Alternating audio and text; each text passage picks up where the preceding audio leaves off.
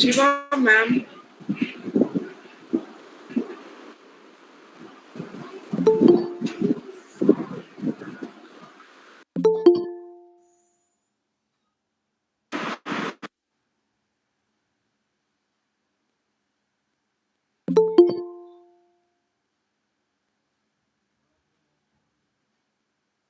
Dr. Josephine, ma'am, good evening. சொல்லுங்க ma'am. Good evening.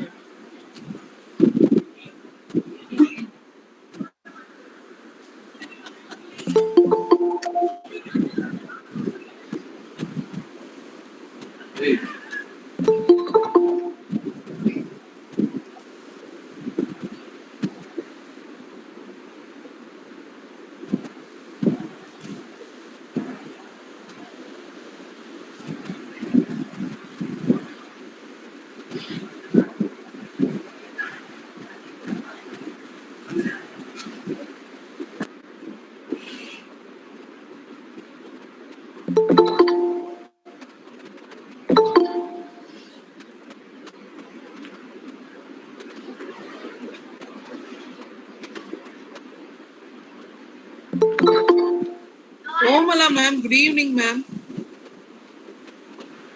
Good evening, Josephine madam. Good evening, ma'am. Good evening. Good evening, madam. I welcome you, ma'am. Thank you, madam.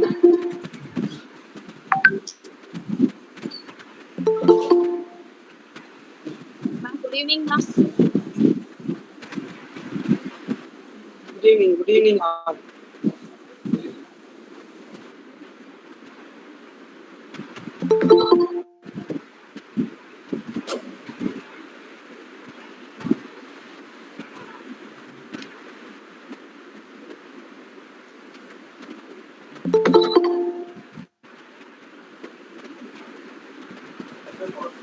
Sister, good evening, sister. Sija, sister, good evening. Good evening, ma'am. Good evening. Sija, sister, good evening. Good evening, ma'am.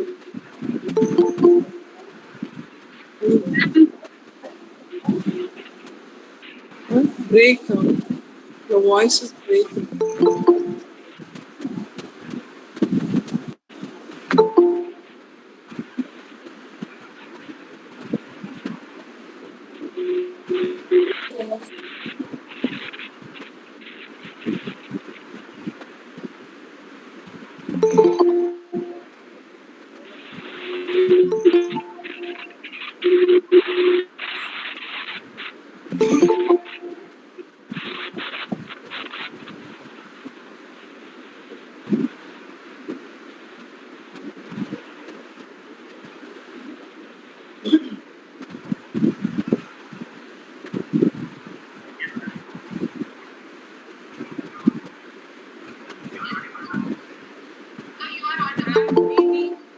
Sister, good evening. Mange, ma'am, good evening. Josephine, ma'am, good evening. Komala, ma'am, good evening, ma'am. Ma'am, your voice is very low. Yes, I'll adjust this. I'll adjust it. Okay, okay.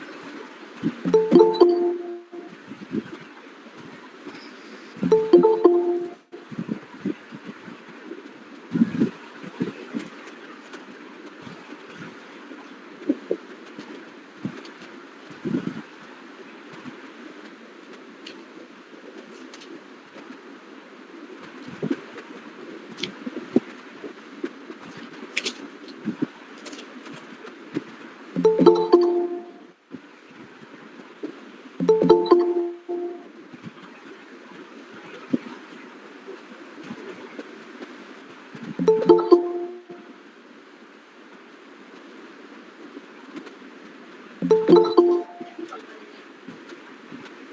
evening, madam. Good evening, sir.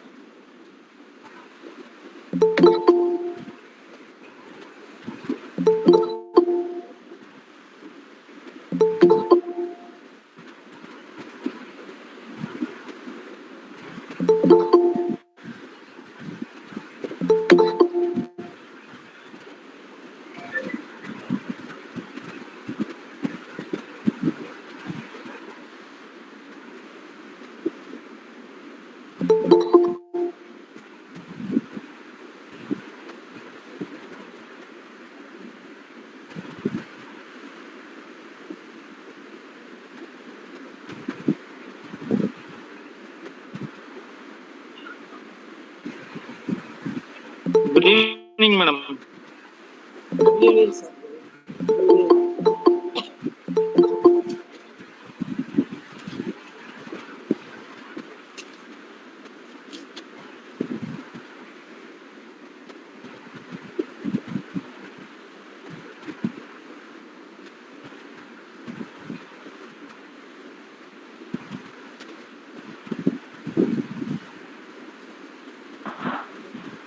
Good evening, ma'am. Good evening, good evening.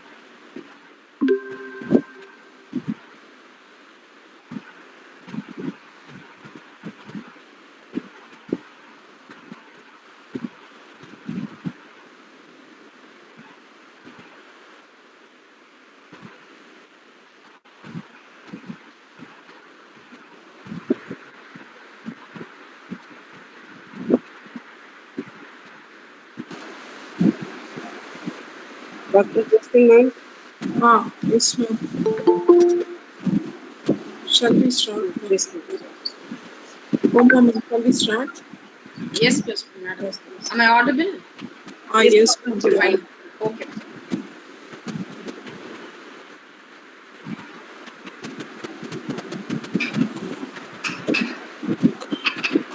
Ethics. Meeting, Kamala, madam. Good evening, ma'am. How are you? Fine, madam. Thank you.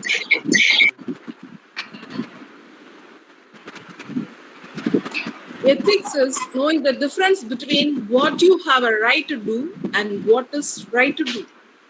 Good evening, everyone. Thank you for your time today. On behalf of Department of Education Psychology, Center for Capacity Building Programs for School Teachers, Tamil Nadu Teachers Education University, and IQSC Stella Martitino College of Education, welcome you all, dear participants, for this 1 week international webinar on Teaching Redefined for Gen Z. The session, day 6th session on encouraging students' ethical behavior in virtual classroom.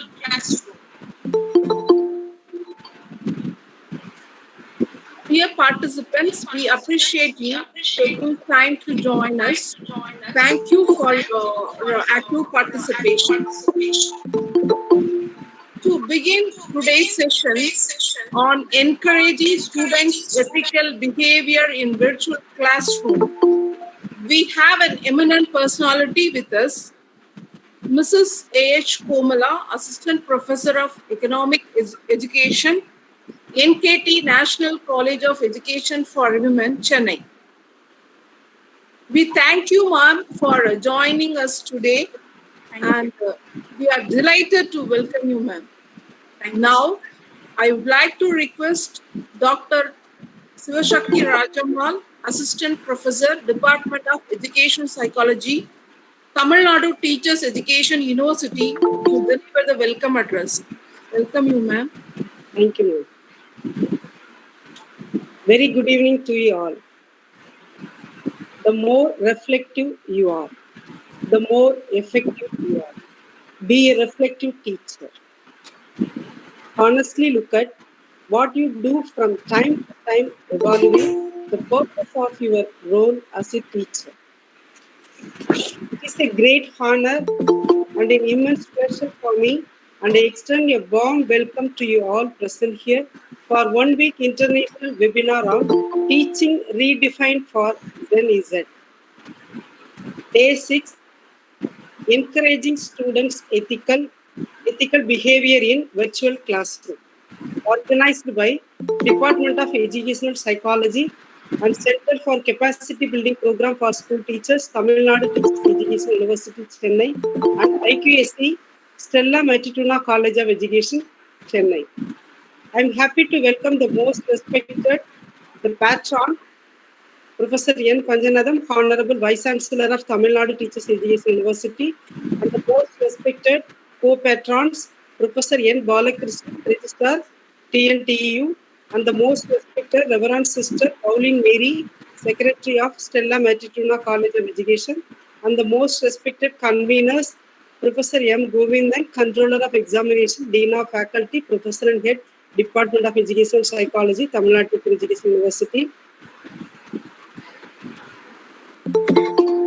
and Dr. Joseph Catherine, Principal of Stella Martituna College of Education, Chennai, and the directors, Professor S. Mani, Director, Center for National and International Academic Collaboration, and Professor and Head, Department of Education Planning and Administration, Tamil Nadu Teachers Education University, Chennai, and Dr. Mrs. Alma Juliet Pamela, IQAC Coordinator, Associate Professor of Education, Stella Martituna College of Education. Hearty welcome you all. I am happy to welcome Tamil America TV President, Mr. Austin Glitters, and other team members. I heartily welcome you all, Tamil America TV members. We are heartful welcome to today's eminent resource person, Mrs. A.H. Komala, Assistant Professor of Economic Education, NKT National College of Education for Women, Chennai, who is going to share her views on encouraging students' ethical behavior in virtual classroom. Thanks for joining us, ma'am. I extend a hearty welcome to you, ma'am. Next, I welcome the respected Organizing Secretary, Dr. Aroki Elizabeth Josephine, Assistant Professor of Biological Science, Stella Martituna College of Chennai. And I also welcome the other organizing joint secretaries like Dr. B. Vasudevan, Dr. B. N. Lakshmi Shanmugam, Mr. S. Balamurugan, Dr. B. Subramanian, Assistant Professor of Tamil Nadu Teachers Education University. Dr. Mrs. Jain Santini, Directress SG in Physical Education. Dr. Mrs. K. Mangai, Assistant Professor of Education. Sister V. Sija Viola, Assistant Professor of Education, Stella Matituna College of Education, Chennai. And Dr. Premalata, Assistant Professor of Education, Paradiyar University. Mr. S. Rajakumar, Assistant Professor of Education, Tyagaraja College of Preceptas, Madurai. I welcome you all the organizing joint secretaries of this webinar. And last but not least, I extend our hearty welcome to wonderful participants from various states across the country. I most welcome all the participants from different parts of our country. Once again, I welcome one and all. Now I invite Dr. Mrs. K. Mangai, Assistant Professor of Education, Stella Matituna College of Education. Sister. Now I invite Sister Sija Viola, Assistant Professor of Education, Stella Matituna College of Education, to introduce our research person. Please. Thank you, ma'am. A pleasant good evening to one and all present here. This is the day that the Lord has made. Today, I take this opportunity to introduce Mrs. A.H. Komala, Assistant Professor of Economics Education, NKT, National College of Education for Women, Chennai, the resource person for the 6th session of the one-week international webinar conducted on Teaching Redefined for Gen Z, organized by Department of Educational Psychology and Center for Capacity Building Programs for School Teachers, Tamil Nadu Teachers Education University, in association with Internal Quality Assurance Cell of Stella Matituna College of Education, Chennai. Ma'am has a teaching experience of over 14 years in various institutions. She has been working as an assistant professor in NKT National College of Education for Women, Chennai from 2005 to 2007 and Satyabama University from 2007 to 2013. At present, she is working in NKT National College of Education for Women, Chennai as an assistant professor of economics education. She has received many prizes, medals, awards, honors, etc. She has received proficiency prize for B.Ed and M.Ed as well. She has published 2 books and also contributed some chapters to books. She has also published 6 articles in different reputed journals. Ma'am has presented more than 20 empirical and theoretical papers in different international, national, and state level seminar conferences and symposiums. Ma'am has participated more than 30 seminars, conferences, and workshops in national and international level. She acted as resource person and served as external examiner for B.Ed practical examinations and also served as a question paper setter and evaluator for B.Ed and M.Ed programs of various colleges and universities. She is a registered member of many professional bodies such as All India Association for Educational Research, Indian Academic Researchers Association, and ICTRC. I am happy to introduce such an eminent personality as a resource person for the 6th session on encouraging students' ethical behavior in virtual classroom. I hope that the session will add more to our knowledge domain and encourage the moral values of students as well. Have a wonderful learning time. I request ma'am to take over the session. Welcome you, ma'am. Thank you, sister. Thank you for your warm welcome. Thank you. Good evening to one and all present here on this virtual platform. First of all, I deem it my pleasure and I have to show my gratitude to our Honorable Vice Chancellor, Registrar, Controller of Examinations of Tamil Nadu Teacher Education University, Professor and Head, Department of Educational Psychology, and the Coordinator of Capacity Building for School Teachers and IQAC Cell of Stella Matituna College of Education for having me invited for this program, International Webinar on Teaching Redefined for Generation Z Learners. So I am Komala and I am Assistant Professor working for NKT National College of Education for Women. So the topic that was given to me to be deliberated today is how are we going to manage children, right? So I'll just share my screen. Please stop presenting your screen. Someone's presenting the screen. Yeah. Yes. Dr. Deepthi. Dr. Deepthi, you have to stop your presentation so that I can start my. Wait, no. Yeah. I remember. Daily same problem. Okay, ma'am.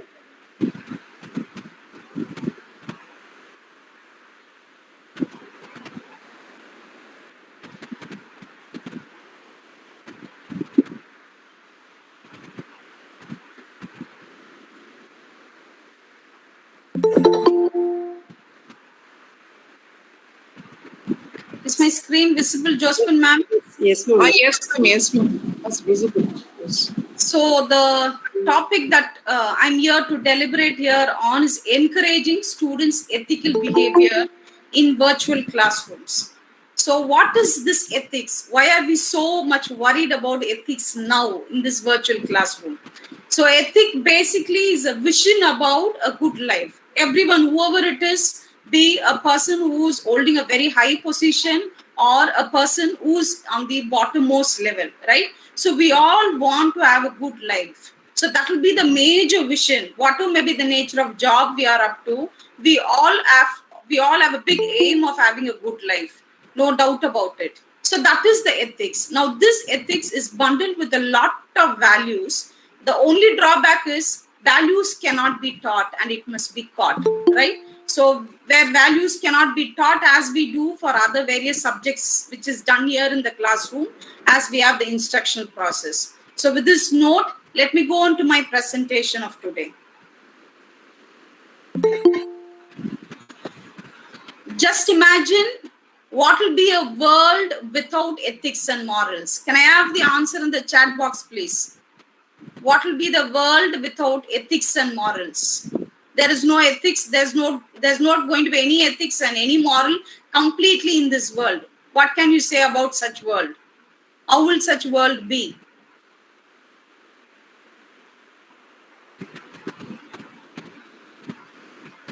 Is my screen visible?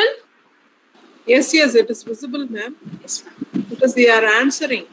But only thing is, I can't see the answer. I do not know why. Selfish, nothing, not good, nothing, no humans.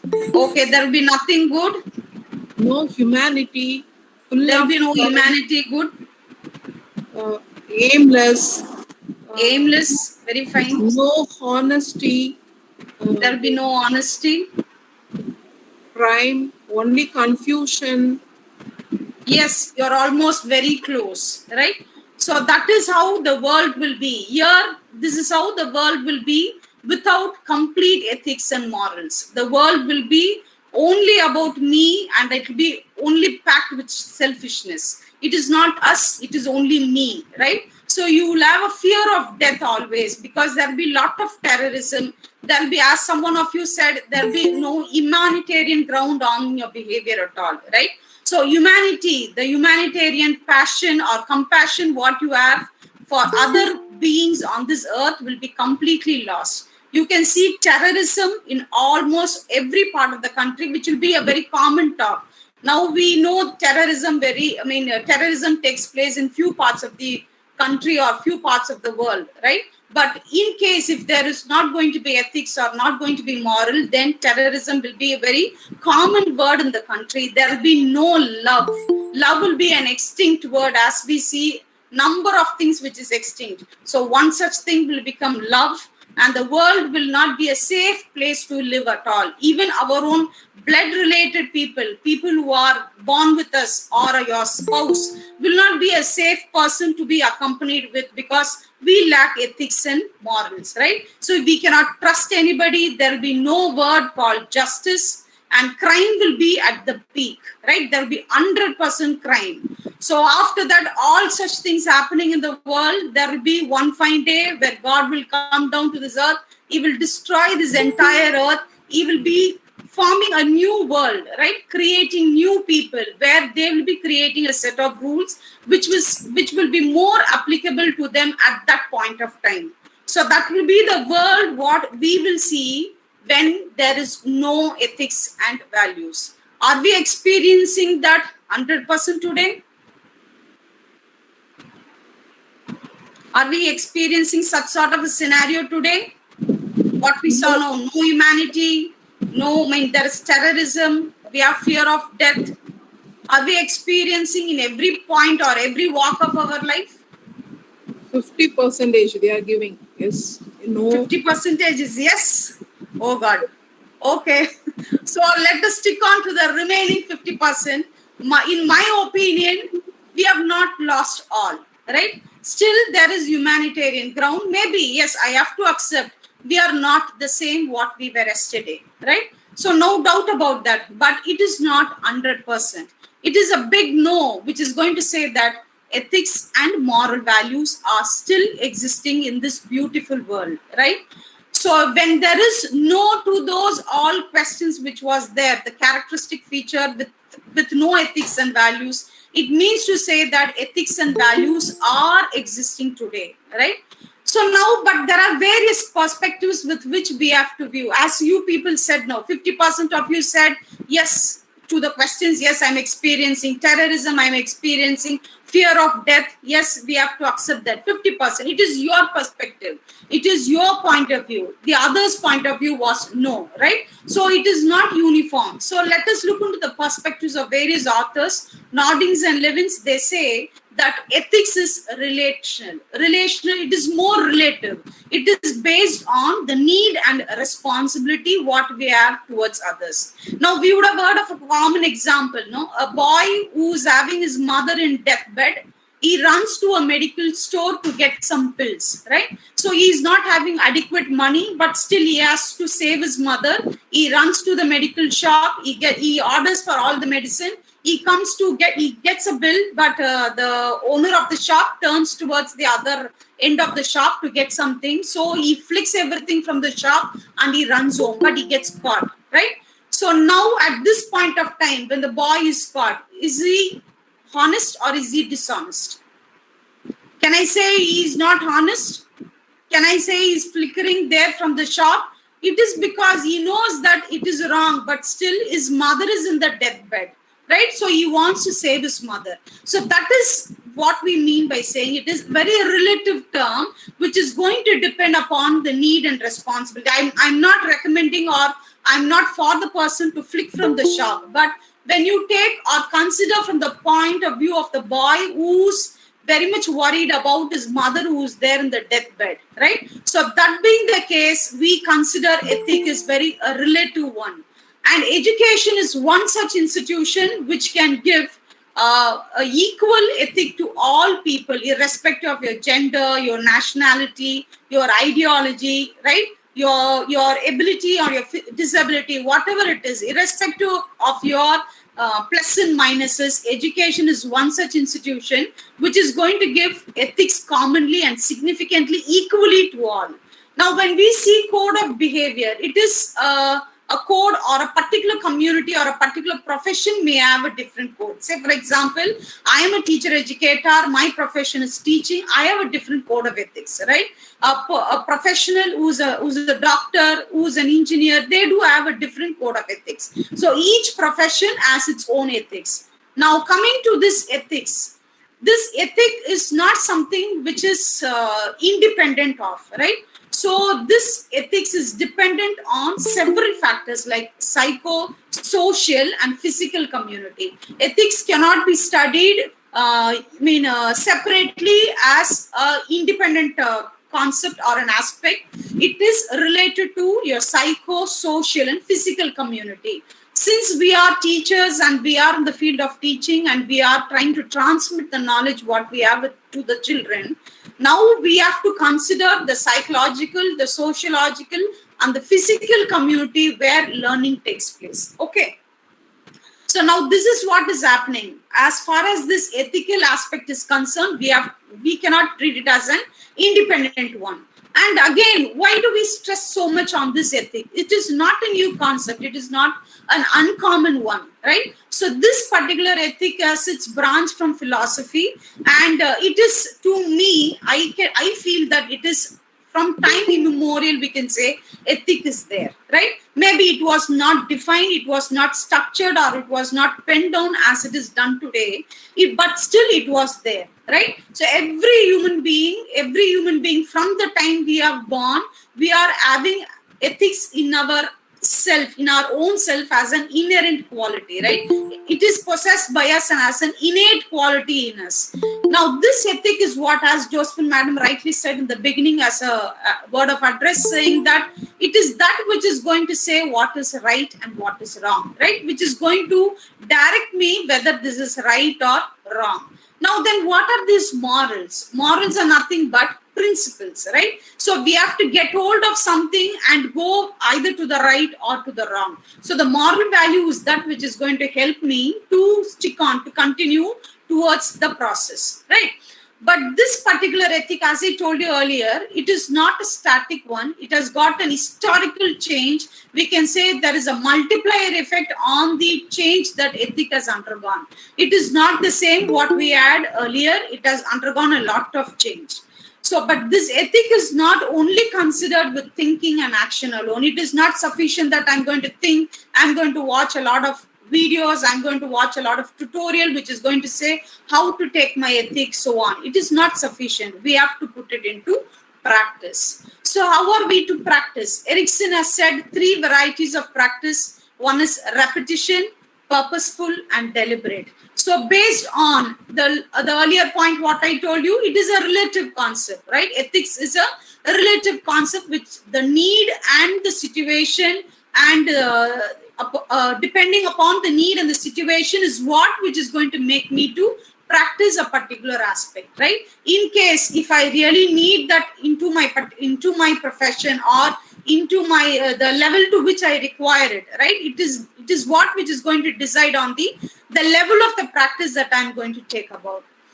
No doubt this particular pandemic situation has made this particular environment, learning environment, virtual. No doubt about that. Since March 2020, virtual classrooms, virtual Zoom, Google Meet was all very new to us. Is it not? But this pandemic has, it is a blessing in disguise, I could say, where it has also facilitated us to learn a lot of things. No doubt about that. So this particular virtual classroom has made about a change in the ethical process. No doubt about that.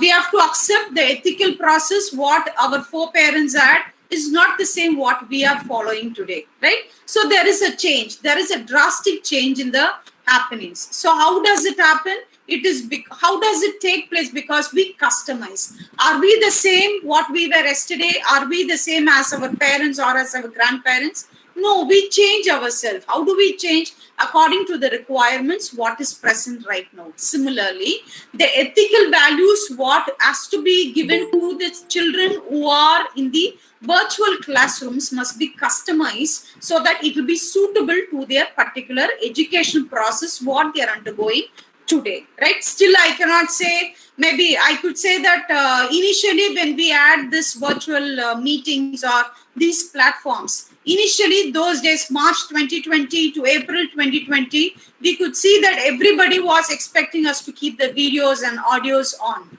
Is the scene same today? The moment we enter, we say a good evening, we switch off the cameras, we switch off the audios, right? We are staying on the other side. So why is there a change? The change is something which cannot be stopped, right? Maybe for better bandwidth, we are asked to keep our videos and audios off. Then if that is the case, ethics will also change accordingly. Initially, they said you have to keep your cameras on, only then I can know whether you are attentive to me or not. But the situation is not so today, right? So it doesn't mean the teacher is not worried about the child who's up there on the other side of the platform. Not so. But we trust, right? So ethics also will keep changing based on the process of education, and it will be reconstructed or it will be customized according to the requirement. Now coming to the next aspect called school, right? So now school, maybe children are really longing now. Days were there when they wanted a break, right? We used to really long for the long vacation. Is it not? For May vacation, we used to long. But now there is a change again. We want the school to reopen. Children want them to be admitted, come to school, meet their friends, have some social relationship. It is a different scenario. Now coming to the school school, all schools, irrespective whether it is big international or CBSE or whatever maybe the boards or the level at which the school is functioning, every school has a mission of taking learning and ethics to its children. The main mission of any school will be to take learning and ethics to its set of children who are going to be admitted in their school.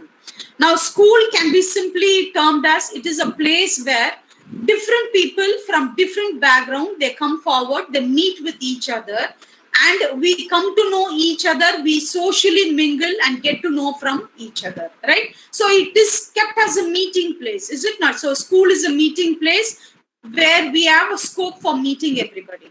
Now, so what is teaching and learning? Teaching and learning is fully loaded with moral activity. I do agree, we will not teach today, I'll be teaching this particular moral value. No, we don't do that, right? So we integrate it along with our subjects. We try to take the moral values, integrating it with the subject what we are transacting. So humans are human action. For example, maybe I am a human now. I am being governed either consciously or unconsciously by my ethical value. Nobody is going to teach me that you are supposed to sit like this, right? Nobody teaches us. But how do we get to know that? From school. Who teaches us? Maybe no teacher will come and teach us. This is the way you have to eat. This is the way you have to close your book. This is the way. Nothing was taught to us repeatedly as they are teaching the school subjects. But how do we get that? We practice. We look into our friends. We mingle with our social peer. Socially, we mingle with our peer where we get to know how to move with the society, how to get to us to the complex area, so on. Right? We also get a lot of values from our teachers like honesty, tolerance. It is not taught, but we are observing from our teachers, from our peer students, and we get to know that. Right? So this social or this ethic is not going to remain the same.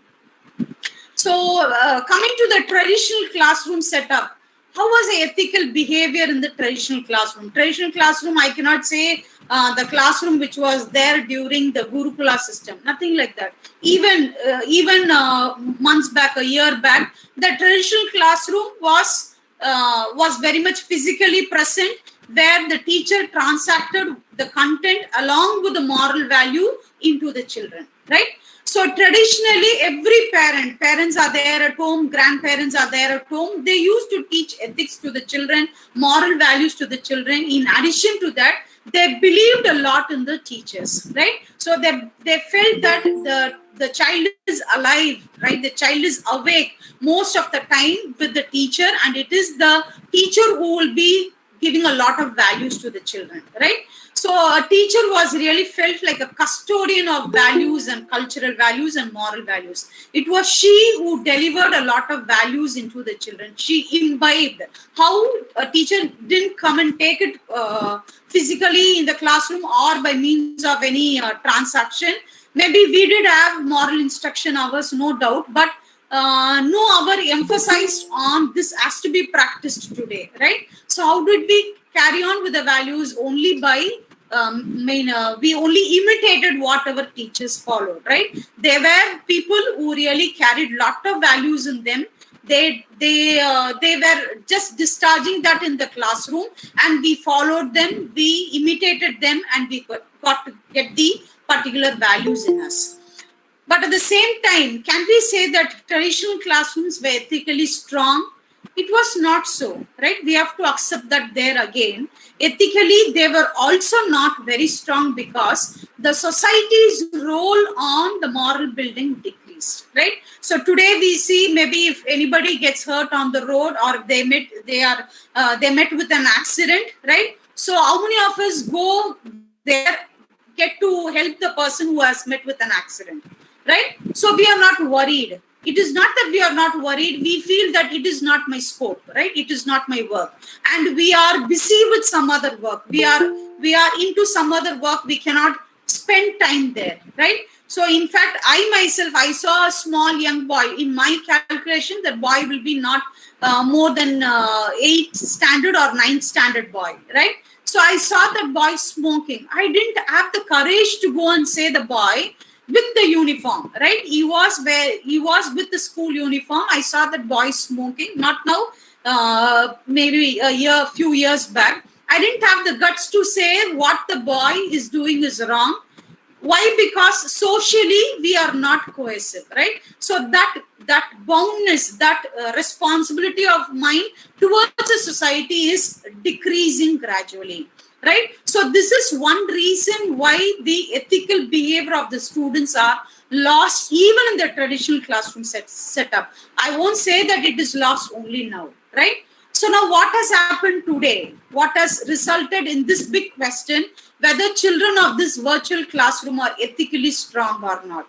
Right? Yes, we have to accept that education system is having some partial role in this, no doubt about that. But we have to accept the other side also, the parents. Though we say we are working from home, how many of us as parents do sit or we concentrate on the child's education? Is it possible for the parents who are working from home to sit and spare time with them? Each one of them take their own gadgets and they are very busy, right? So individuals are also becoming busy, and we are in the virtual classroom, the education setup. Yes, we have to accept to some extent the teachers, we are also not completely equipped for this virtual scenario, right? So these are all the reason now this entire thrust of building up the moral value falls on the heads of the teacher, right? Because the parents are moving away, stating that they don't have time because they are also working, working from home. And secondly, now we have to say that the society is also not holding their responsibility, because the children are not going out, they're not stepping out of their house. So the only other ground from where they can get their moral value is a teacher. The entire thrust is on the teacher's head now, right? But what happens because of the lack of the socialization process, and due to this lacuna in this traditional classroom, and the very highlight is the teacher is also disappearing in this e-learning situation, right? The physical appearance of the teacher is also lost. Now I am appearing on the virtual platform, no doubt, but I'm not physically present, right? Especially the Indian children, the Indian scenario, every child requires us to be physically present. They require the warmth of the teacher, right?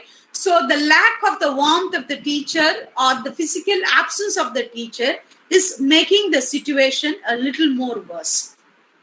So what is happening in this virtual classrooms actually? Here there is a lot of academic frauds which is happening in this e-learning environment. Okay, yes, you would have heard all these things in your previous sessions also. These are all the common problems what we encounter in the e-learning forums, right? So e-learning environment, there's a lot of academic fraud, and they get assistance on examination. When we give an examination, we give a question, they either take the help of the help books or the guidebooks, or they get help from the seniors or their friends or already worked out material. They make use of that and they are going to reproduce. Okay, they misuse the sources of papers and project in case of the research work. They have writing assistants, right? So they are employing people now. Maybe it is not very uncommon. It is a common scene where a person is calling a senior a senior who has cleared in this particular stream, and seeking their help in order to clear the examination. Okay, so writing assistance is very common. Misrepresentation in collection and reporting, this is in case of research, and disrespecting the work of others. Lack of adherence to copyright and copy protection, and plagiarism. This is all related to the higher education level. Coming to the lower level, the main problem is psychological distance, right? Psychologically, the child is very far away from its own peer and from its teacher, right? So this is the main cause of the root cause for all the problem. So psychologically, the child is not very happy.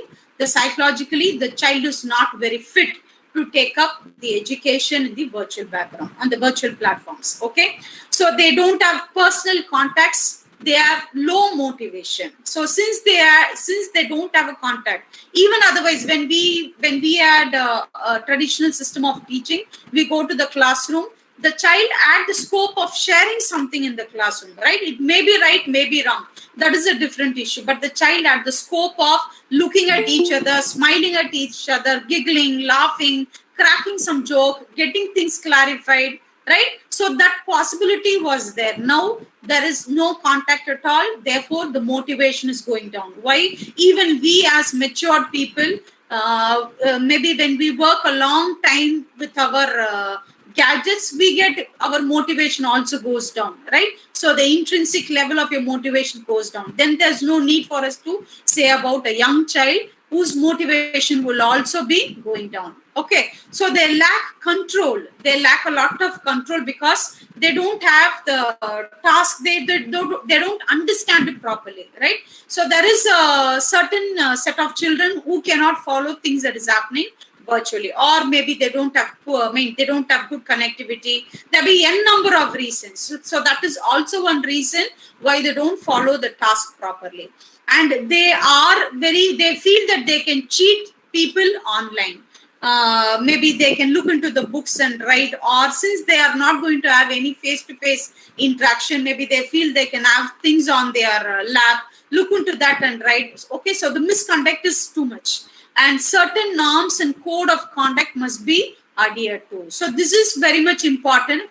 We have to agree that we are forced into the virtual classrooms. We have to formulate, we have to reframe the code in such a way that it will be suitable to the virtual classrooms, and it must be strictly followed. There's no point in me regulating or laying down rules and regulation and not following it, right? So when we happen to lay certain rules and regulation, it is a bound duty of every individual who's going to enter into that has to strictly adhere to that, right? So that must be followed. And the other problems what we commonly face is the children, they give their username and password to the third person. The other person will enter into the discussion. Since your mic and cameras are kept off, and they will only keep their mics on, they will be transacting to us, right? So online environment is only going to multiply the difficulty, right? So now this difficulty what we are facing now is only going to multiply as long as our ethics and code is not strictly maybe framed in order to suit this, right? So academic integrity and honesty in the traditional classroom is lost in this online. I can say that it is not lost. It is comparatively, it is given a least preference as far as online classrooms are concerned, right? Initially, when we started with all these virtual classrooms, it was a strict rule saying that we have to keep our cameras on. We dressed ourselves well as though we enter into a regular classroom, right? So all this was ethically, it was followed. But now what happened? The days have passed. We come to know what is happening now, what is expected out of that, and gradually we are giving least preference to it, right? So the integrity and academic honesty has also come down. Maybe even when we give an handwritten assignment, the child doesn't write that, right? So it is seeking the help of someone, and it is posted to us. But with so many difficulties, should we continue with this virtual classroom?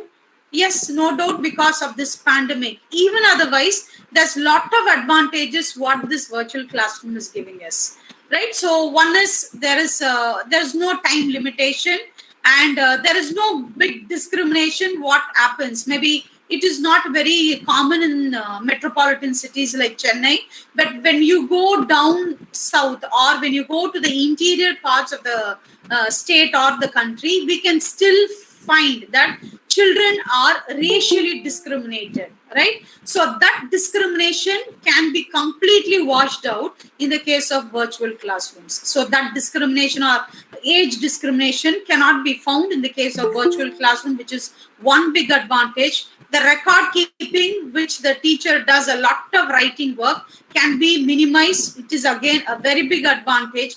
Accessibility to information. We get a lot of information in the online mode, which is shared with the children, or even in the higher education, we are sharing a lot of information to children, to students, and they are in a position to grab a lot of it, right? So So self-pacing, they have learned now how to learn on their own. They learn at their own speed. Nobody is behind them, though we are conducting regular examination, regular same cycle test. All tests are happening as we had it in the earlier traditional classroom. But still, they understand when they are supposed to learn, right? The self-pacing has been understood well by the students, and the flexibility of time and accessibility to lot of material is one blessing. So these are all the advantages there in the virtual classroom, where we cannot say, yes, I can go without virtual learning, right? But still, what should be done now? We have to have ethics, right? So what can we do? So every human endeavor, whatever it is, not only learning, even a simple activity that we do has to be ethically right, right? So as I said, every human activity is having ethics in it. It is not only education, but education as an institution is which is going to imbibe a lot of ethical value into the children, right? So they imitate, they mirror a lot of things and they learn. Okay, the same is that with the fundamental values also. In the online learning, e-learners come from various backgrounds, and irrespective of the various factors like age, culture, political background, religious background, everything is washed off in this particular forum, and therefore we have to frame strictly the rules that must be followed. So what can be done? What sort of rules can we give for the learners? So we have to give such rules which can be followed. Do not frame rules which cannot be followed by them, right? So we have to be liberal. We have to consider what is happening in the virtual environment, accordingly frame rules and regulations so that they can also adhere. Maybe today, if I'm going to say that everybody, you have to keep your cameras and mic on and let me speak, it will not come under control at all, right? Maybe I will be lost because of the bandwidth, right? So there are so many problems. Let us take time. Let us take some conscious effort in reframing rules, regulations, ethical things that has to be followed and adhered to in the classrooms, right? So what are the tips that we can give in order to encourage ethical values in the virtual classrooms? So etiquette, as we say, we have office etiquette, classroom etiquette. Similarly, we have netiquette, right? What has to be done in the online forum or online platforms? We have to avoid off-topic messages. When I'm going to talk, do not intrude or do not deviate from the topic, which will annoy others, because all are coming with a number of difficulties. Maybe if you take a child who is there in a remote area, the child gets very minimum connectivity. There's a lot of connectivity problem. I don't say that the 40-minute session has to be transacted in 10 minutes and it must be winded off. Not so, but when it is deviating from the topic, we can control, we can come back, right? Because it is going to annoy other participants because they are coming with a lot of difficulty there. So be careful as a person who is going to transact there. Be careful with the tone of language, right? With the language with you're going to message, the language that you're going to use in your transaction or in your chatting, should be very careful in using the language there, or the tone with which I'm going to speak should also be taken care of. Avoid insulting messages. Maybe it is very common, no? So we try to pull down others. As students, they try to pull down each other. Let us try to avoid. As teachers, what can we do? Discourage, right? So discourage such messages and we can encourage the positive things. So do not launch personal attacks on participants. So maybe we have certain grievance. Let us not attack the participant, and do not provoke some hatred messages, right? Avoid advertisement and commercial message. This is very common in this sort of forums. Maybe even last program when I attended, they were just typing the message as, what about the link, right? Can you share the attendance link? So immediately I saw a person sharing a link. So even I clicked that link, came to know that it was an advertisement, right? So this is ethics. We should know that as a participant, I'm not supposed to post such links. It is not the forum that has to be shared, right? And we see number of people scribbling on the presentation. We see unethical messages which is shared, or maybe unparliamentary words which is shared in these particular messages. That can be completely avoided. Or political and religious messages should be avoided. And it is also another common one where we share, maybe we come to know each other after a long time. We have found one of our friend in this particular forum, where we share our phone numbers or others' phone number even without their permission. All such things should be avoided or must be taken care of. I don't say that it can be done drastically overnight. Not possible, because I am completely new to this particular platform, right? Or to this e-learning environment. It will take some time. So, but this can be all these tips can be taken care of in stipulating the rules and regulation, which must be prepared by every institution, so that it will be made available to the children who is going to participate, and they will strictly follow the rules and regulation. Okay. Misleading messages must be avoided. Offensive or abusive messages, any message that is going to promote racism, discrimination must be avoided, and proper acknowledgement to the learning resource. So learning resources must be properly acknowledged. Yes, we are not the creator, right? Maybe be it your PhD, or be it your research, or be it even your theories, what we learn. We are not the person who are framing it. We are borrowing it from somewhere, right? Let us acknowledge the person from the source where we have borrowed the knowledge, and we are sharing it with our children.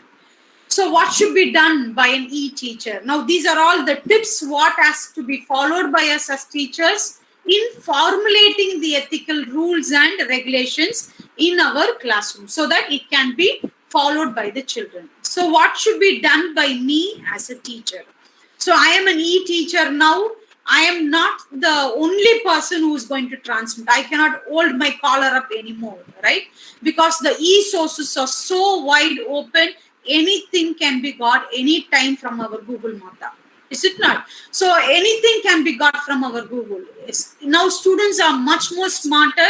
Even in our traditional classroom, we do accept children are much smarter than us, right? So we have to agree that. Now it is manifold effect where I have to accept the young children who are now moving with these gadgets are young number of times smarter than us. They know how to locate resource, right? So I cannot take the sole responsibility of transmitting the knowledge from one source to another source. That is not my role anymore, right? So I'm going to be a facilitator.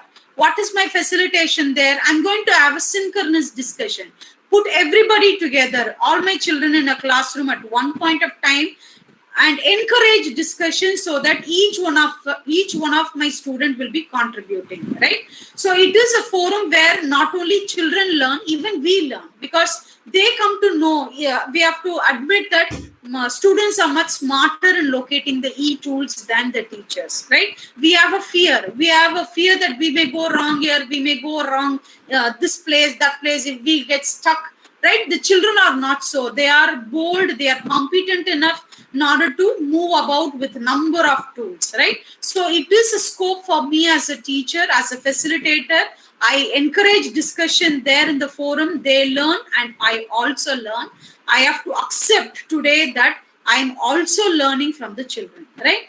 Ensure that discussion will remain on the track. Always do not deviate. If my discussion is on ethical learning, e-learning, e-teacher, so what is an e-teacher doing with ethical value? Now it is my bound duty to correlate, right? So what should an e-teacher do? In order to stick on to the ethics, I have to not deviate from the topic. How am I not deviating from the topic? I am talking only about things what has to be discussed in the e-platform, so that they will not move for some other concept, right? So we have to ensure that the discussion is always moving around the concept, and we have to raise relevant questions so that they will have constructive dialogues with each other.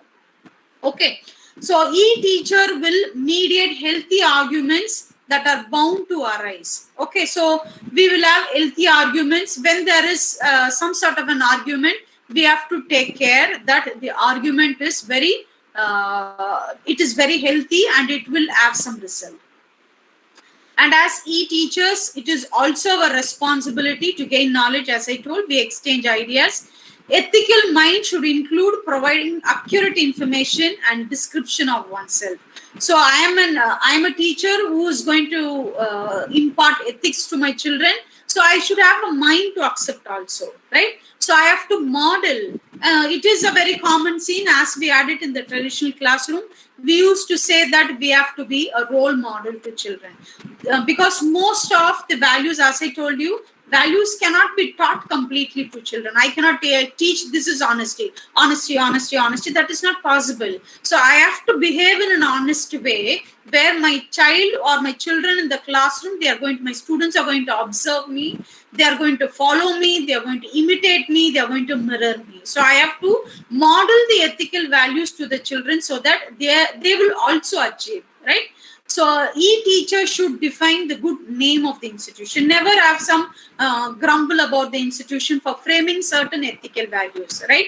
They may say the institution may frame an ethical value that you have to you have to log in at this time, you have to log out at this time, this is your dress code, right? This is how you have to speak, how to address students. All this may be stipulated in your rules and regulations that is framed by the institution. Never have a grudge there, right? So encourage participation. This is one big challenge what all teachers will accept. Even now, I am the person who's talking, right? Maybe it is not that I have not encouraged participation, not encouraged discussion.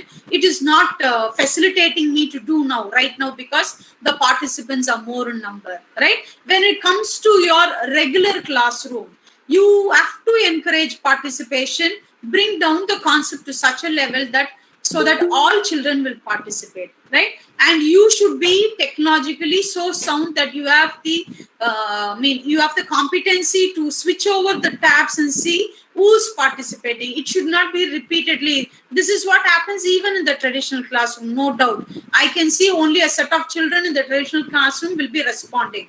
Is it not? Similar thing will happen even in the virtual classroom. But the child should not be lost in this virtual classroom because we are away from the child. Psychologically, the child is not with me, right? So that being the major distancing, so that has to be bridged. Therefore, the teacher must be competent enough to tab over the screens to see who's talking, who's not talking. Encourage the child who is not talking, or give a topic in such a way that the child will come forward, right?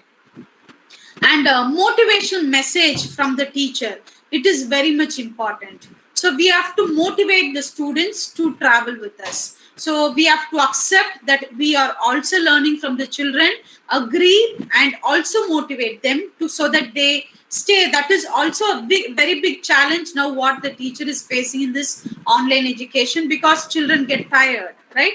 The teacher also gets tired because in most of the schools we see it is not happening at the higher education level. I have to accept. At the school level, we can see there are many schools which is organizing e-classes as though they are organizing a regular class in the traditional setup. That is not fair, right? Because a lot of screen time for the child makes them mentally very fatigued, right? So they are very fatigued, the eyes get tired. So all this will deteriorate the quality of or the contribution of the child in the discussion. And we have to have healthy exchange of ideas, openness, mutual respect for children, right? So this is another big area which we always do it in the regular classroom also, but that must be followed even in the virtual classroom setup, where a simple note of thank you, good morning, good evening, I have noted, I have checked your message, I will check and revert it to you. So all such messages may be appealing to the child, right? So we do say in the general classroom, the traditional setup, is it not? We call the child by their name. We say, yes, whatever you have given me, I have noted down, I will return it to you. So all these things should happen even in the virtual classroom. Though it may not be that very conducive for the teacher, it has to happen because the psychological distancing which is faced by our Indian children must be completely understood. They must be first prepared mentally for this platform or for this e-learning setup, then we can refine as it is happening in the Western education. So we should have a user-friendly tool. We should be in a position to swap over, examine the students' work carefully and pay attention to the students' writing style. Now all the assignments are submitted online in PDF. How do we are downloading certain extensions which is given free, and we are evaluating, no doubt. But we are not evaluating as we did it for the traditional setup, right? What we had in the hard copy form, right? So we are also facing certain difficulty, but take some time, pay some attention so that they will also be happy. Okay.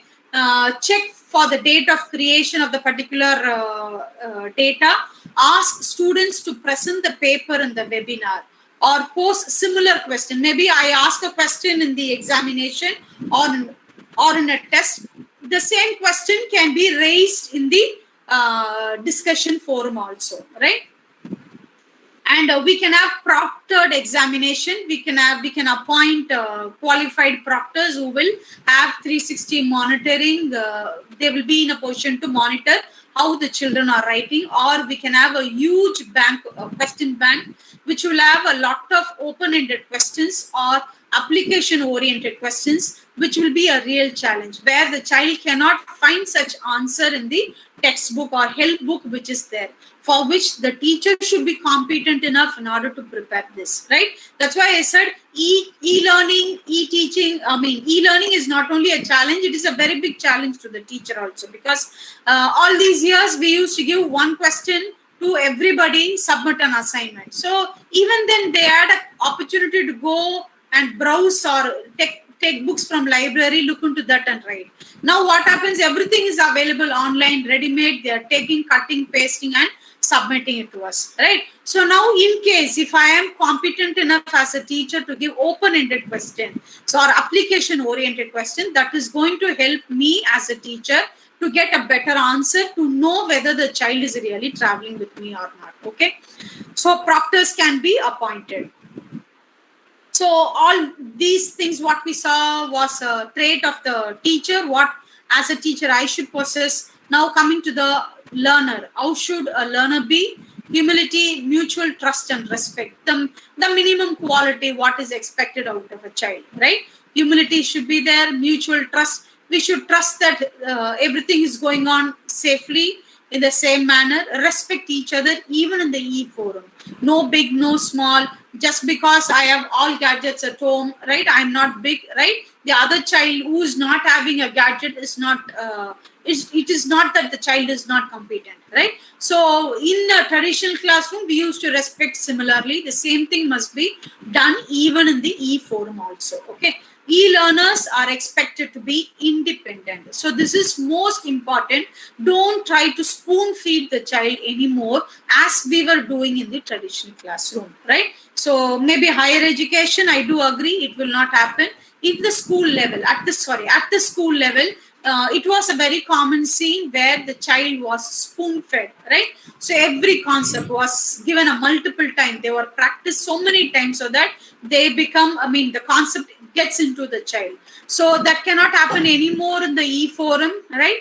We have to make the child more independent, self-paced and self-directed. So the child is going to get a lot of materials from outside, surf the online, get the materials. So all these things should be given as a training so that they'll become more self-directed and independent.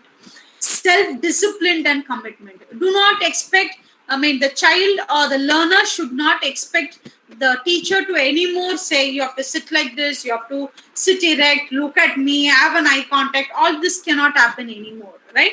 So we have to make the child more self-disciplined. Commitment should be there. As a teacher, nobody is going to say, in an e-forum, nobody is going to monitor me, but it is happening. I don't say no, but most of the places it does not happen. So nobody is going to come and monitor us, but still we get into the classroom at the right time. We are not skipping the concepts. We are teaching every concept in depth. So similarly, the child should also be made more committed towards learning, right? It has to be made more committed. They should not be hindered by the absence of visual cues. Since a teacher is not available on the screen, it should not, maybe even this we say, even in the traditional classroom, even in the absence of a teacher, we expect the children in the classroom should be very quiet. They should be maintaining discipline, right? So that can be followed by the learner. That should be, not can be, that should be followed by the e-learner, even in the e-platforms. They should reflect upon the bulk of learning materials. This is again one big drawback, both from the learner point and as well as a teacher point. What we do is we get lot of materials from the online, right? The source is very big. We have ocean of knowledge there. So we are pulling a lot of materials from the ocean and throwing it on the child, right? So still we have to accept a child as a child, right? It will have only so much of maturity what is expected at that particular age. It is exposed to gadget, it is exposed to social networking, no doubt. But you cannot expect the child to be a 20-year-old, a 6th standard or 7th standard child to be equivalent to a 20-year-old student or a person who's going to go into higher education to scrutinize, to filter the learning material. That should not happen. Be it a learner or be it a teacher, when we are taking material, do take care that we are not throwing a lot of material bulk form. We have to procure the materials in such a way that it will be highly useful to them. And e-learner has to maintain their self-integrity, academic honesty in their learning environment. So academic honesty, don't cheat, right? As students or as e-learners, they are expected not to cheat or not to copy. How can that be done? Again, it is in the hands of the teacher. Give open-ended question, open book test where they can look into the book and write, but the question will be at the application level where they cannot take the answer straight away from the textbook and write, right?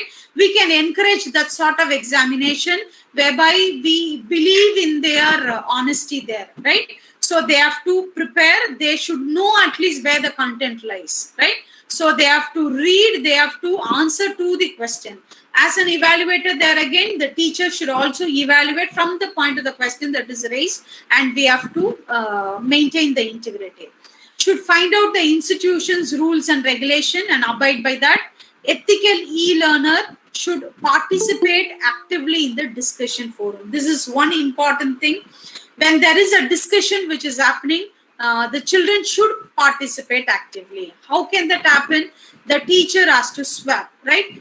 Move around the screen, or you, whatever platform is comfortable to you as a teacher, you can move around the tab so that we can make every child to participate in the classroom, right? To their level, not necessary, whether it be right or wrong, that is a different issue. We have to encourage participation so that the discussion will become more lively and more active.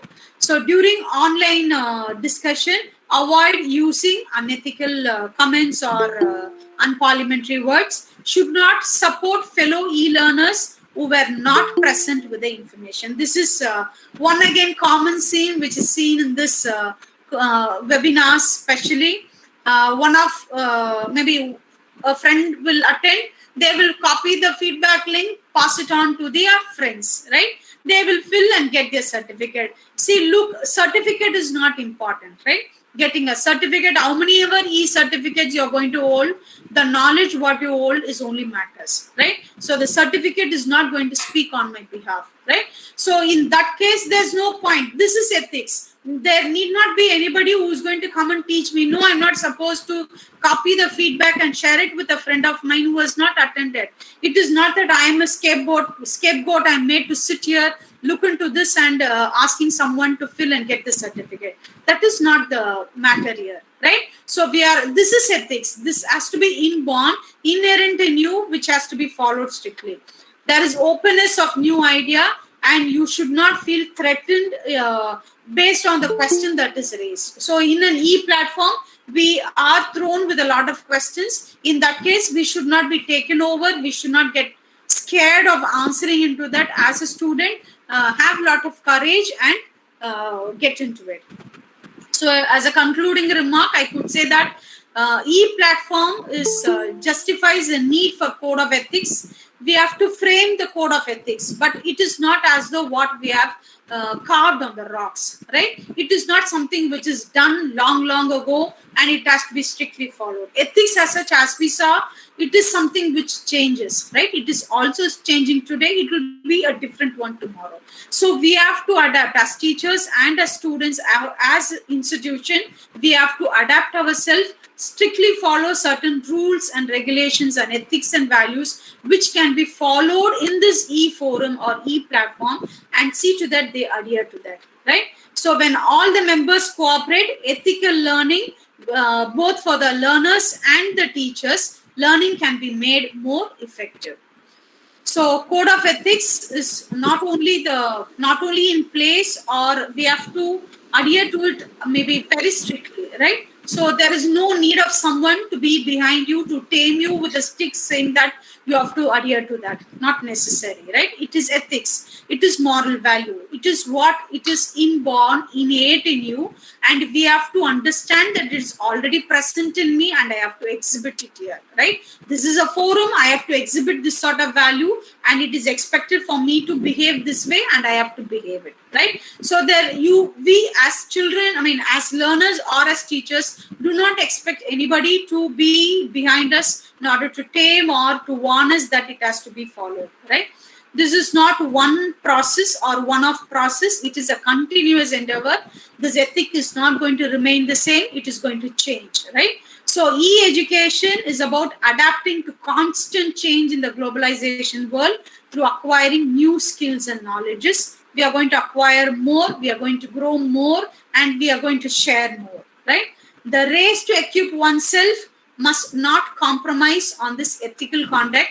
So we have to make, we are not supposed to compromise on this particular area of ethics, because it is not going to remain constant, right? Again, this e-classroom is not going to remain constant. They will come very soon, and we are praying that this pandemic situation we will be recovered from this very soon, and we will all meet in the traditional setup, right? So that day we are not supposed to be a person who are coming from, I mean, we are not going to be an unethical person, right? So we are supposed to follow ethics constantly, so that we will follow what is expected in the e-platform and make us intact, so that we will progress and we will meet up in the traditional. So only if there is a balance of both the teachers and the learners, from both of us, we can have a truly a progressive society. And so thank you for this opportunity. Thank you, ma'am. Thank you. Thank you so much. Yes, you are very correct that only if there is a balance of both the teachers and learners can the society be said to be truly progressive. I wish to express my very sincere thanks to Madam Mrs. A.H. Komala, Assistant Professor of Economic Education, NKT National College of Education for Women, Chennai, for accepting our request and sparing your valuable time with us, ma'am. And the session was very informative and was a knowledgeable session. Uh, Especially during this, it is very useful to us, to the learners, to the participants, especially during this pandemic period. You have explained very clearly about the title, and you made this session very effective and valuable. So thank you so much, ma'am, for your excellent presentation, accepting my request. Thank you, ma'am. Now I would like to request Dr. Mangai, assistant. Sorry, if there is a dear participant, this is a time to ask your queries. So if you have any, please you can ask, madam. If you have any questions to raise, please, this is a time to ask your doubts.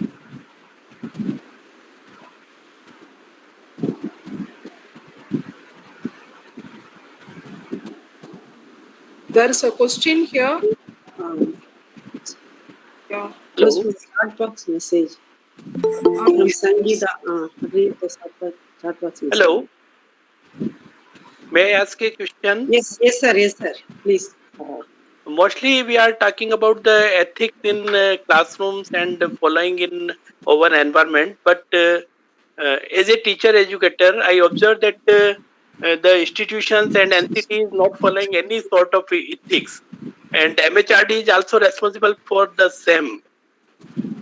What is your opinion to develop teachers' competencies related with the ethics in institution with all the rules and regulations? Sir, we cannot say that the regulatory bodies are not following any ethics. They are following. Maybe they have given us certain rules and regulations what we are supposed to adhere to. And maybe as a teacher educator, if you ask me, we have to be the real model whereby we can carry this ethics. Maybe the topic that was given to me was how will you take up ethics to the virtual classrooms. So that being the case, I have to model or I have to carry the ethical value with me so that I will reach my children. So maybe to your comment on whether the regulatory body is ethically regulating us or not, it is regulating, no doubt. Maybe here and there will be certain flip-flop, no doubt about that. So that will be gradually overcoming. Maybe I'm not that competent enough to comment on that issue, sir. It's okay, ma'am. Thank you. Thank you, sir. Yes, ma'am. There is a question. There are so many non-verbal clues of the teacher develop ethics in learner through online classes. How can we develop this? There are so many non-verbal clues of the something. Non-verbal cues. How will you? Maybe only when you keep your ethically. How do you want to develop it? Can I have a question?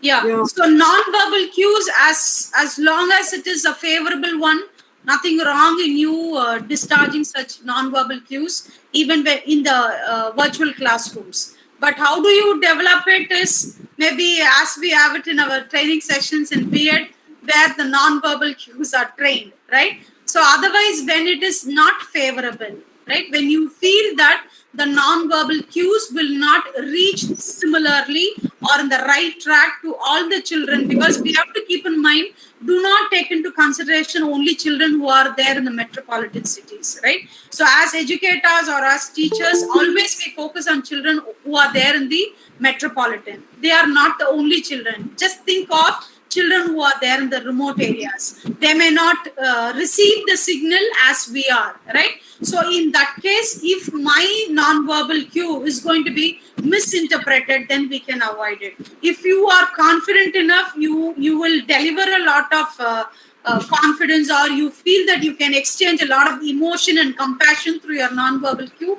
Yes, you're most welcome. How can that be that can be used in your virtual classroom is only by mere practice. Yes. Thank you, ma'am.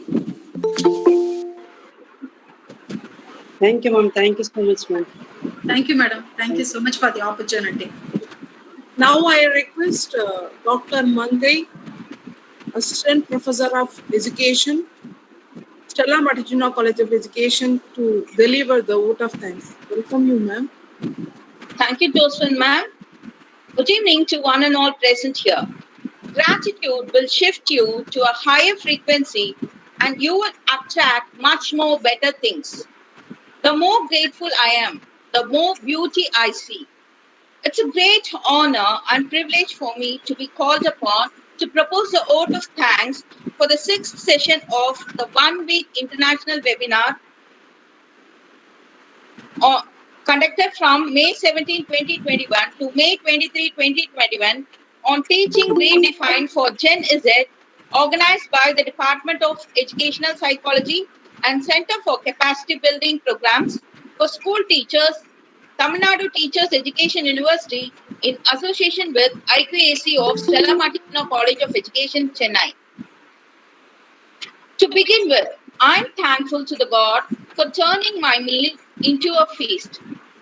I'm mentioning not only the food I take every day, but also the knowledge feast that I'm receiving every day through this 1 week international webinar on teaching redefined for Gen Z. I express my sincere gratitude to the resource person of the sixth session, Mrs. A.H. Komala, Assistant Professor of Economics Education, NKT College of Education, Chennai, for deliberating on encouraging students' ethical behavior in virtual classroom very elaborately. Ma'am, you have clearly differentiated and made us understand how the world would be with and without ethics and morals, how the traditional classroom is different from virtual classroom, and why the teachers must be aware of the need for reframing our moral and ethical values and the guidelines that has to be followed. Ma'am has underlined what justifies the need for ethics in e-learning, the need to have rules for the online community that comes from different backgrounds. As we express our gratitude, we must never forget that the highest appreciation is not to utter words, but to live by them. So, we assure you, ma'am, that we, the teachers and the teacher educators, will be role model to our students and follow the ethical principles and encourage our students to follow the same. Thank you so much, ma'am. I sincerely thank the most respected and honorable Vice Chancellor of our university, that is Tamil Nadu Teachers Education University, Professor N. Panchanathan, who has been an icon of inspiration to all of us. Thank you so much, sir, for giving us this platform. I profusely thank the co-patrons of this webinar, the most soft-spoken Dr. V. Balakrishnan, Registrar in Charge of Tamil Nadu Teachers Education University, the most revered and ever-enterprising Reverend Sister Pauline Mary, the Secretary of Stella Matituna College of Education, Chennai, for their moral support they have extended to us for this webinar. Next, I place on record my sincere thanks to the conveners of this webinar, the simple and humble Dr. M. Govindan, Dean and Head of Faculty, Department of Educational Psychology, Tamil Nadu Teachers Education University, the most respected Dr. Joseph Catherine, Principal, Stella Matituna College of Education, for their encouragement and support. Thank you, sir, and thank you, ma'am. I also thank the directors, Professor S. Mani, Director, Center for National and International Academic Collaboration, Professor and Head, Department of Educational Planning and Administration, Tamil Nadu Teachers Education University, and Dr. Mrs. Alma Juliet Pamela, IPAC Coordinator, Associate Professor of Education, Stella Matituna College of Education, who always urges everyone to keep pace with the current trends. Thank you, sir, and thank you, ma'am. I would also like to thank the organizing secretaries, Dr. T. Shivashakti Rajamal, Assistant Professor of Department of Educational Psychology, Tamil Nadu Teachers Education University, Chennai, and Dr. Arugya Elizabeth Joswin, Assistant Professor of Biological Science, Stella Matituna College of Education, for their deep interest, dedication, and commitment in organizing this 1 week international webinar so professionally. Thank you, ma'am. Thank you, ma'am. I would also like to thank the members of the media, especially the Tamil America TV, for their interest in covering the event and broadcasting the same as a live program. Thank you so much, Tamil America TV team. A bunch of thanks goes to the active and enthusiastic participants for making this session very lively. I appreciate your interest in learning actively. Thank you, participants. Stay home, stay safe. Thank you one and all for joining us. Thank you.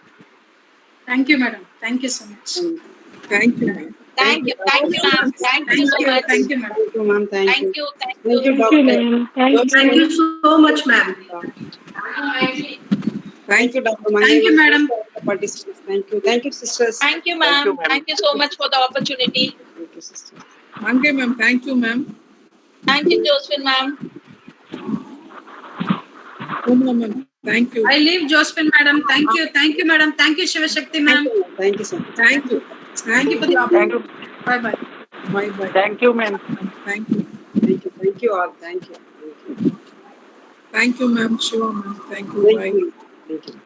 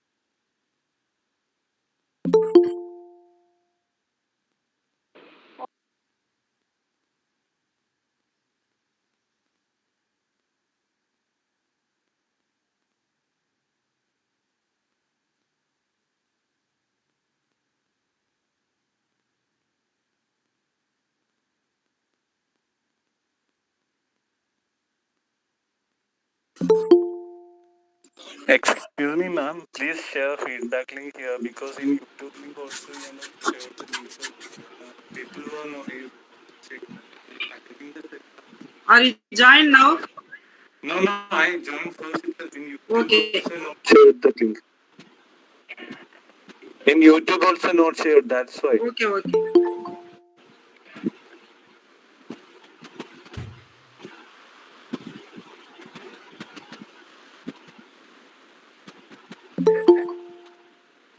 I posted chat box, sir.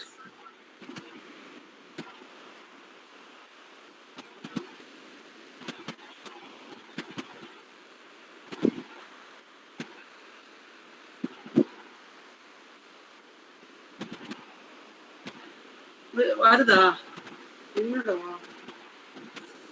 ஐயோ எல்லாரும் கேட்டுட்டு இருக்காங்க பாருடா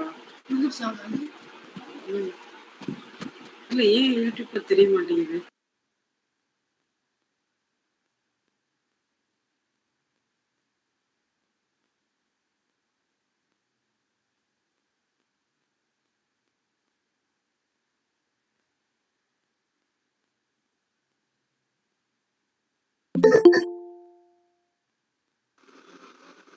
Please, madam, share the feedback link.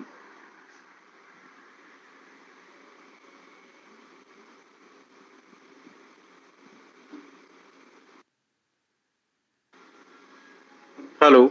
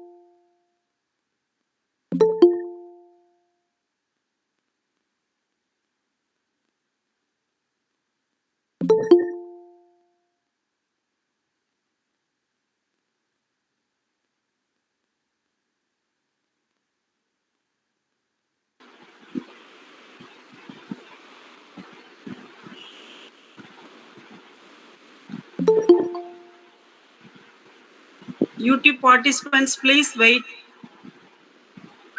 I don't know the reason. Please wait, please. 5 minutes, please wait. YouTube participants, please wait. Okay, ma'am.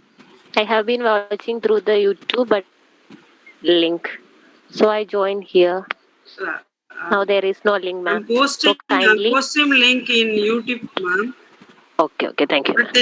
But they told did not. Don't know the reason.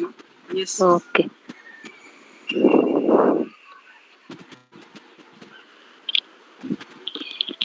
Madam, this is happening in all last days. Yesterday, day before yesterday also, the same thing happened. People who are watching through YouTube are not able to get feedback link. So we used to join here in the last minutes and fill the form. Ma'am, please send the feedback link through here. Yes. Okay. Ma'am இந்த லிங்கை cut பண்ணி யூடியூப்ல போட்டு பார்க்கலாமா madam? எதுல? இப்போ நீங்க அனுப்பிச்சிருக்கீங்கல்ல Google மீட்ல, அதை வேணா நான் கட் பண்ணி யூடியூப்லயும் இருக்கேன், நான் போட்டு பார்க்கட்டுமா போகுதானே? நீங்க போட்டா அது போகாது. அது கரெக்டா அந்த சேனல் உள்ளவங்க போட்டா தானே போகுது. இல்ல பாக்குறேன் வேணாம். ட்ரை பண்ணுங்க. உங்க பர்மிஷன் இல்லாம பண்ணக்கூடாதுல்ல, அதுக்கு தான் இல்ல கேட்கறேன். பண்ணுங்க ப்ளீஸ்.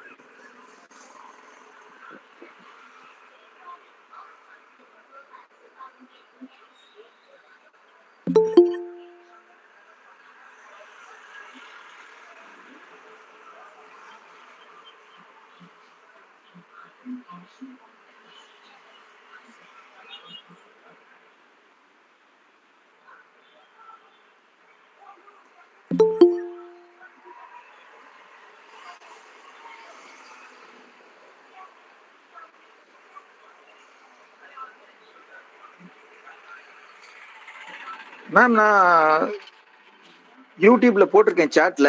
அதை அவங்க வந்து ப்ரௌசர்ல டைப் பண்ணா போகும். அது வேணா பார்க்க சொல்லுங்க வேணா.